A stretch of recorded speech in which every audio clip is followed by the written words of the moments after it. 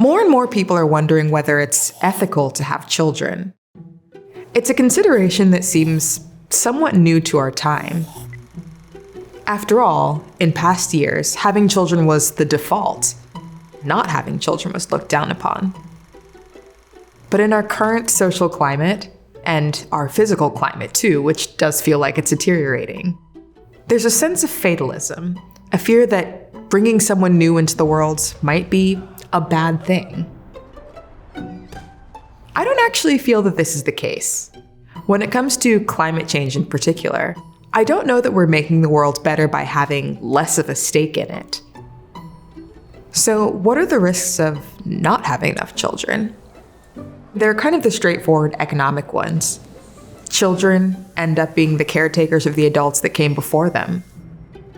If you want someone to pay into Social Security, say, so that you can retire when you're older, there does have to be someone existing to do that, a child who is born after you. You're seeing the effects of this in countries like Japan and South Korea, where birth rates have fallen dramatically and now the elderly outnumber the young. It's not a pretty scene. But I also don't necessarily think that we can or should have children just to be insured of our Social Security payments, or under the assumption that they will be forced to take care of us while they're old. There's also something to having children as a way to invest in society in a less monetary way. Often those with children, and children themselves, have kind of a stake in the future. You are in fact tied to society by virtue of your love and your family. Having children can make us more invested in the world, not less. Often when people ask, should I have children in the face of climate change or a bad presidency, they're not really asking about children so much as whether there is hope for the future, whether they should be completely fatalistic about the climate or politics or gun violence in schools, whether in fact the human condition is in an inexorable decline. But the thing is, life actually is getting better, and it has gotten better. Before 1800, the average lifespan was around 30 years. Now it's above 70.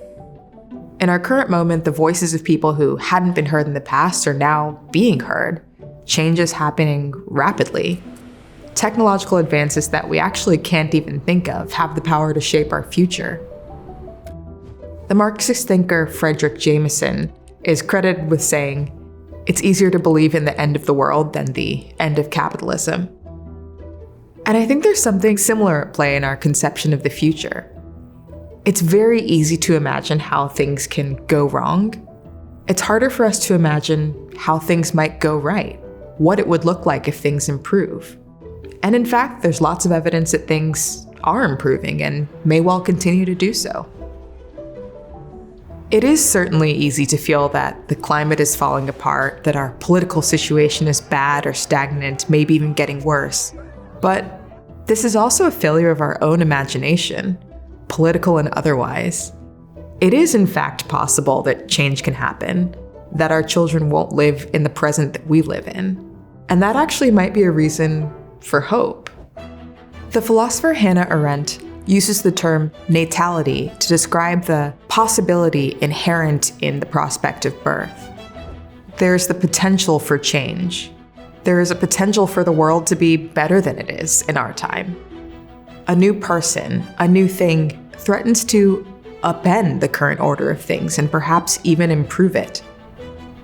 Having a child can in some sense be a statement of faith and also a mode of change in the future.